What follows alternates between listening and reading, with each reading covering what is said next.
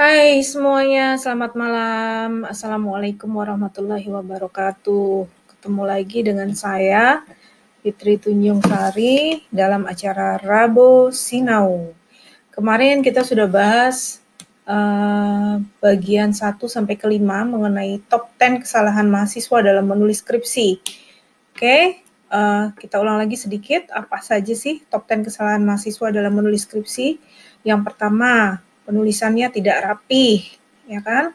Yang kedua, penulisan sitasi tidak ada atau tidak mengikuti format. Yang ketiga, pendahuluannya tidak jelas. Yang keempat, literatur tinjauan pustaka tidak berhubungan dengan pendahuluan. Yang kelima, metode penelitian tidak jelas. Oke, ini 1-5 sudah kita bahas kemarin. Sekarang kita akan lanjut mengenai yang keenam. Yang keenam ini adalah analisis yang lemah ya. Jadi setelah bab metode penelitian itu biasanya masuk ke dalam bab analisis atau beberapa disebut dengan bab hasil dan diskusi. Nah, ini saya berikan contoh, misalnya kita mendapatkan tabel ini, tabel dari jumlah pasien, top 5 yang terbanyak, yang paling banyak pasiennya di bulan Januari 2019, bulan Februari 2019, dan bulan Maret 2019. Jadi ada data seperti ini. Nah, ini kebanyakan mahasiswa, ini hanya menulis tabelnya saja, jadi semua ditulis di bab analisis, data mentahnya seperti ini, tapi kesalahannya ada tidak diolah lagi. Seharusnya data-data ini diolah menjadi satu tabel yang mencerminkan adanya perbedaan dari bulan ke bulan, ya, jadi bisa dibuat grafik, ya. Terlihat kemudian nanti ada analisis di situ. Misalnya ternyata dalam 3 bulan terakhir poli apa yang konsisten mendapat jumlah pasien terbanyak. Nah, itu kemudian diolah menjadi analisis yang lebih dalam lagi. Jangan data mentah seperti ini ditulis di dalam bab analisis. Kemudian, tadi sudah saya sampaikan, tabel-tabel tadi, data mentah tadi diringkas dalam satu tabel yang menggambarkan semua bulan sehingga bisa dibandingkan. Selanjutnya buatlah grafik baris atau batang sehingga lebih mudah dilihat ya. Jadi analisisnya di sini harus tajam, harus mendalam dan ditulis ya, ditulis dengan detail di bab ini, bukan di bab kesimpulan. Oke? Nah, ini analisis adalah bagian terpenting ya yang menunjukkan apa yang telah kalian kerjakan. Lalu bagaimana dengan anak-anak program studi, misalnya teknik informatika atau sistem informasi yang membuat sistem? Apa analisisnya? Ya, analisisnya adalah sesuai dengan tujuan Anda. Misalnya untuk mengembangkan suatu aplikasi, maka Anda harus menggambarkan bagaimana metode untuk membuat aplikasi tersebut. Ya, metode itu ada di bab 3, kemudian bagaimana mengaplikasikan metode itu di dalam bab 4. Ya, diaplikasikan dan menuliskannya di dalam bab 4. Oke.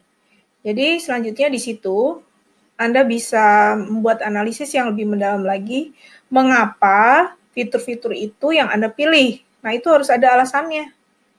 Nah, alasannya bisa berasal dari tabel-tabel data seperti tadi, data-data mentah, ya, kalau berasal dari data primer datanya, atau berdasarkan dari data-data sekunder, misalnya melihat aplikasi-aplikasi sejenis.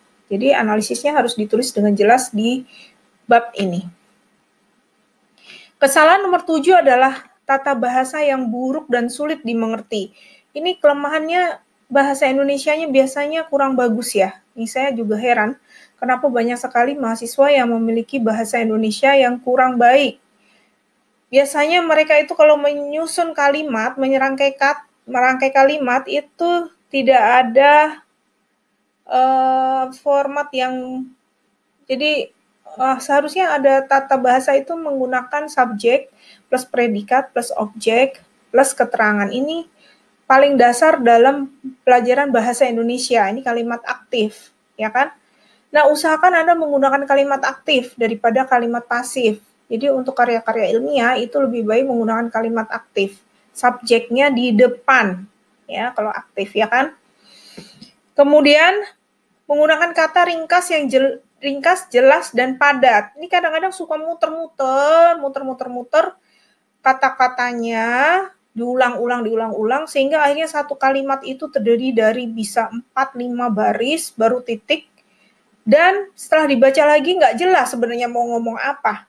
Nah, ini sangat membingungkan untuk dosen yang membaca dan membuat frustasi ya. Sehingga tentu saja nilainya jadi kalian tidak maksimal. Kemudian yang kedelapan adalah gaya penulisan yang buruk. Jadi ini gaya penulisan ya.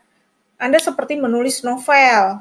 Ya, misalnya jadi sebaiknya maka bla bla bla bla bla gitu ya. Tapi tidak jelas mana subjeknya, mana predikat, mana objek, dan mana keterangan. Ya. Ingat, ini karya ilmiah. Jadi jangan terlalu panjang, justru makin pendek Anda menulis, tetapi makin ringkas, jelas, dengan tata bahasa yang baik, maka itu akan semakin baik. Karena ini merupakan karya ilmiah, ya. Skripsi merupakan salah satu bentuk karya ilmiah. Kemudian banyak yang tadi sudah saya sebut, terlalu panjang tapi tidak jelas isinya apa. Ya, dalam satu kalimat jangan sampai lebih dari dua baris ya. Maksimal 3 baris itu udah panjang itu. Bagaimana mengeceknya? Kamu coba baca dari kata pertama dalam kalimat tersebut sampai kata terakhir. Kalau sampai nafasmu tidak cukup, ya misalnya sampai harus menghela napas, berarti itu terlalu panjang. Ya, tapi bukan berarti terus nahan napas ya. Kalau nahan napas ya semua juga bisa. Jadi seperti normal aja, pernapasan normal sehari-hari kamu baca. Dan tolong baca lagi ya. Jadi ini kesalahan termasuk di dalam gaya penulisan ini karena Anda tidak membaca lagi. Sebelum mengumpulkan kepada dosen pembimbing, itu biasanya Anda nggak baca lagi. Nah, bagaimana mungkin Anda meminta dosen pembimbing Anda untuk membaca, sedangkan Anda tidak membaca terlebih dahulu. Jadi tolong dibaca dulu, kalau menurut Anda sudah jelas, ya mungkin menurut Anda pasti sudah jelas karena Anda yang membuat. Sebaiknya Anda meminta teman Anda untuk membaca lagi. Ya, apakah sudah paham, sudah memahami apa yang Anda maksud atau belum. Baru pergi ke dosen pembimbing. Oke, kesalahan nomor 9 adalah kesimpulan yang tidak jelas. Jadi Anda membuat kesimpulan yang berupa klaim sepihak tanpa ada pembuktian. Tidak pernah dijelaskan di dalam bab-bab Anda sebelumnya. Tiba-tiba Anda mengatakan bahwa apa yang Anda buat ini baik, efisien, lebih menarik, misalnya seperti itu. Nah, klaim-klaim seperti ini harus dibuktikan dengan adanya data ya. Jadi fakta, based on fact. Jangan berdasarkan klaim sepihak atau opini Anda pribadi. Nah, ini namanya kesimpulan tiba-tiba muncul, ya kan?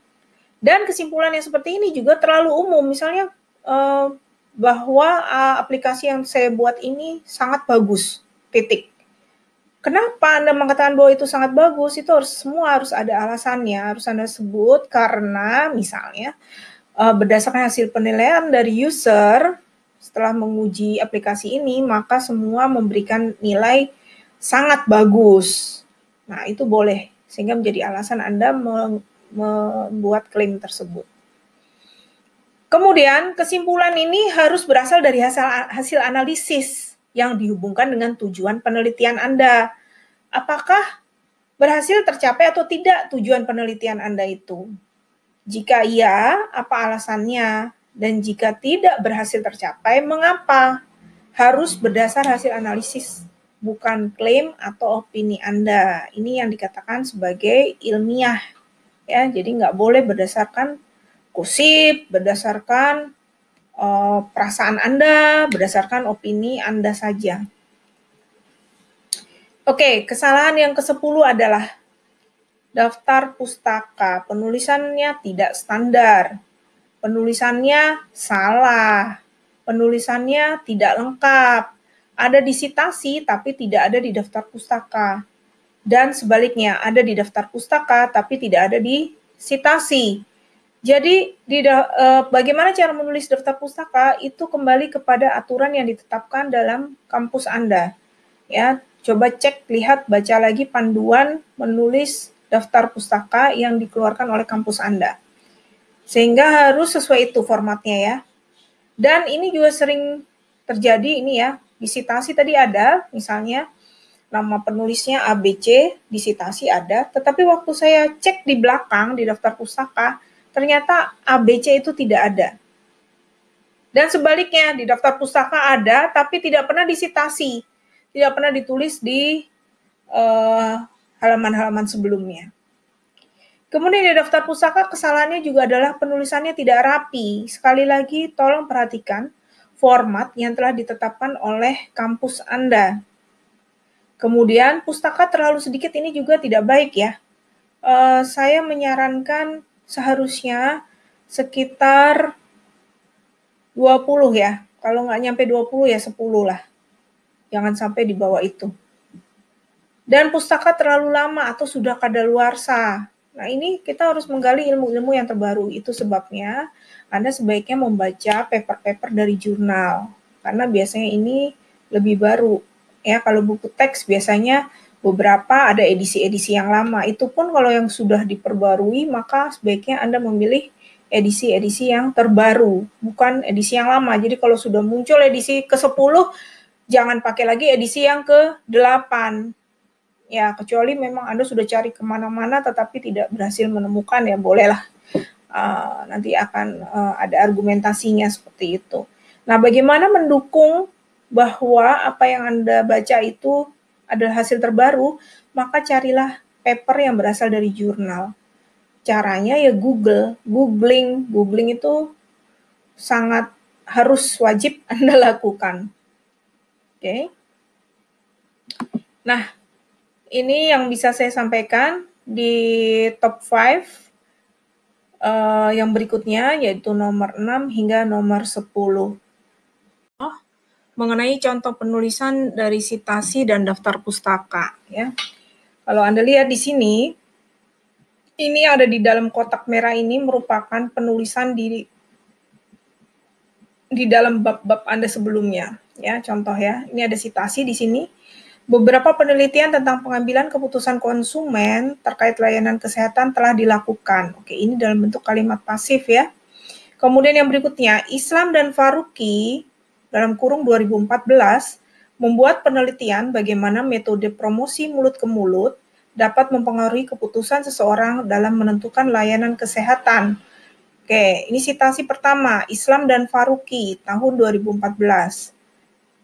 Fisher et al. 2015 meneliti faktor-faktor apa saja yang membuat seseorang membuat keputusan untuk memilih suatu rumah sakit. Ini adalah citasi yang kedua dari Fisher et al. 2015. Oke, jadi kalimat pertama adalah ditulis dalam bentuk kalimat pasif, ya. Sedangkan kalimat kedua dan kalimat ketiga ditulis dalam bentuk kalimat aktif. Yang berikutnya kita harus melakukan pengecekan apakah citasi-citasi tadi ada di dalam daftar pustaka.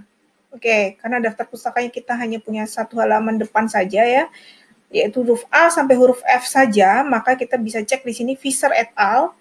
Itu ada ya, terdapat di daftar pustaka ini. Fisher S, PLKS, Riddle R, tahun 2015. Et al. Artinya ditulis oleh banyak orang ya dan kawan-kawan kalau dalam bahasa Indonesia. Untuk Islam dan Faruqi di sini tidak saya berikan contohnya, tetapi harus ada di huruf I nanti di baris yang berikutnya. Oke, ini untuk contoh penulisan citasi dan daftar pustaka. Ini ada contoh lagi untuk kalimat yang tidak memenuhi struktur kalimat subjek plus predikat plus objek plus keterangan. Ini contohnya. Kalimat pertama, dari penjelasan tersebut, maka akan menimbulkan kejadian yang tidak diinginkan, yaitu akan terjadi kehilangan dan tidak bisa melihat nilai dari level sebelumnya. Ini sangat tidak jelas mau ngomong apa. Ya. Yang pertama, subjeknya juga tidak bisa dilihat nih, subjeknya apa sih? Predikatnya apa? Objeknya apa? Ini tidak ada semua di sini. Oke, kalimat kedua. dan juga untuk pengelolaan yang akan memudahkan para siswa untuk mendapatkan notifikasi atau pemberitahuan dan juga dapat melihat bukti bayar secara online kapanpun siswa ingin mengetahui status keuangan yang telah dilakukan. Oh my God, ini terlalu panjang ya. Ini pertama dimulai dengan dan juga. Jadi kalimat pertama usahakan dimulai dengan subjek, bukan dengan kata sambung. Dan juga, kemudian, dan juga itu sebenarnya tidak ada ya. 2 kali lagi ini dan juga ya. Ini pertama dan juga, habis itu ada dan juga lagi. Dan ini terlalu panjang, ini sampai berapa baris nih. Dan ini harusnya bisa dipecah menjadi 2 kalimat, dipecah jadi 2 kalimat, dan harus ditulis ulang. Ada subjek, ada predikat, ada objek. Oke? Kalimat berikutnya, yang ketiga, maka dari itu perlu dibuatkan aplikasi ABC berbasis web untuk menampilkan informasi mengenai penilaian keuangan maupun event yang akan dilakukan. Ini penulisannya sekali lagi dimulai dengan kata sambung. Maka dari itu perlu dibuatkan yang mana nih subjeknya, nggak jelas. Yang membuat siapa? Ya, kalau seperti ini harusnya ada subjek, subjeknya yang membuat ya Anda sebagai penulis tentu saja. Nah, ditulis dimulai dengan subjek, predikat, objek. Kalimat berikutnya, yang bertujuan untuk mencegah kehilangan data nilai dan membantu para pengajar dalam proses penilaian untuk mempermudah siswa maupun admin untuk mengelola. Ini juga tidak jelas subjeknya yang mana, ya. Tidak boleh nih tiba-tiba dimulai dengan kata sambung yang bertujuan langsung. Ini harusnya di tengah kalimat, bukan paling depan. Kesalahan lagi ya, ini untuk masalah penulisan ini event itu kan bahasa Inggris harusnya italic atau ditulis dalam miring ya, huruf miring. Kesalahan berikutnya tidak ada titik ini ya. Oke, jadi ini adalah sedikit contoh dari saya. Berikut ini saya sampaikan ringkasan dari top 10 kesalahan yang dilakukan oleh mahasiswa. 1. Penulisan tidak rapi. 2. Sitasi tidak ada atau tidak sesuai format. 3. Pendahuluan tidak jelas. 4. Literatur atau tinjauan pustaka tidak berhubungan dengan pendahuluan. 5. Metode penelitian tidak jelas. 6. Analisis yang lemah. 7. Tata bahasa yang buruk dan sulit dimengerti. 8. Gaya penulisan yang buruk dan bertele-tele. 9. Kesimpulan yang tidak jelas. 10. Daftar pustaka tidak sesuai format atau tidak lengkap. Oke, see you next time. Wassalamualaikum.